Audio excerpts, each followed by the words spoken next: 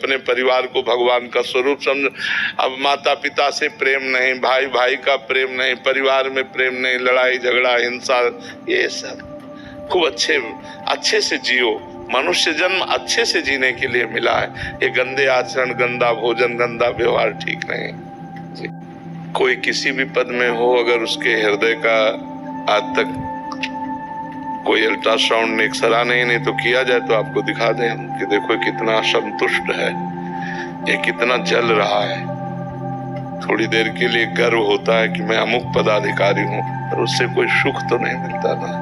सुख तो भगवान में है। सच्चिदानंद प्रभु का जब हम सुमिरन करते हैं, जब उनसे चित्त जोड़ते हैं तो कुछ ना हो। देखो जो भगवान के मार्ग में चले तो बड़े बड़े राजा महाराजा अपने राजपाट, तो हम ये नहीं कहते कि सब छोड़ो, लेकिन सब करते हुए राधा राधा तो रट सकते हो ना। मांस मत खाओ, किसी जीव का मांस मत खाओ, मदिरा मत पियो, पराई बहन बेटियों की तरफ गंदी दृष्टि मत करो और नाम जप करो। फिर देखो आपको आनंद मिलता है कि नहीं, कैसा हृदय प्रसन्न होता है। आप अच्छा पदार्थ खा लो, एक दिन ये देखो, और एक दिन किसी गली में भूखे बैठे हुए कुत्ते को ही सही, किसी को भी, मनुष्य को, किसी को भी भरपेट भोजन करवा दो, फिर देखो आपको कैसा लगता है।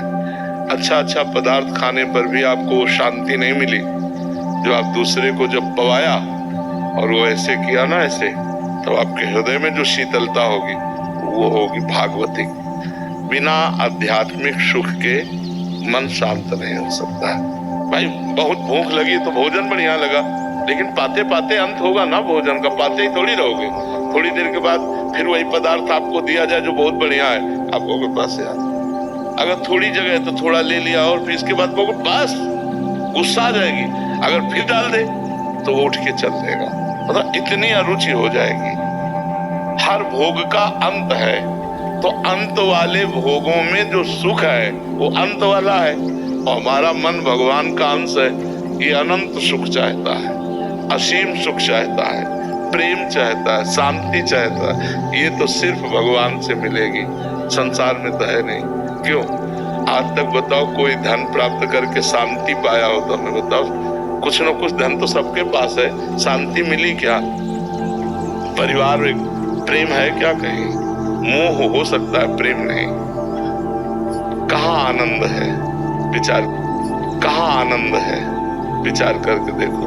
अब लोग आनंद मनाने के लिए पार्टी करते हैं, पार्टी में शराब पीते हैं और गंदे भाव प्रकट होते हैं उनसे। इनमें आनंद है क्या?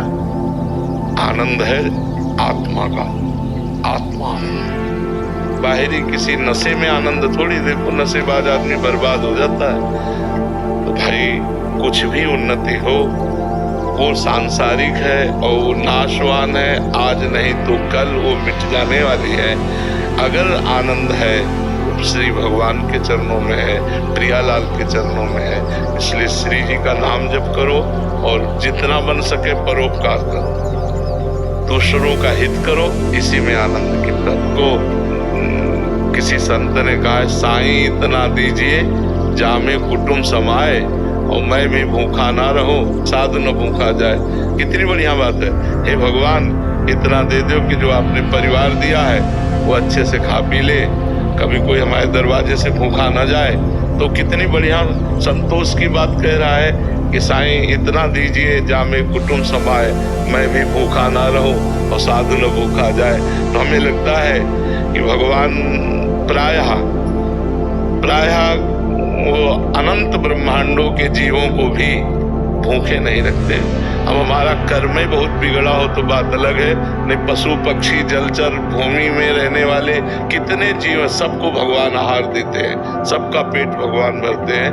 तो भगवान के भजन में इतनी सामर्थ्य है, वो धन की तृष्णा का नाश कर। जैसे हम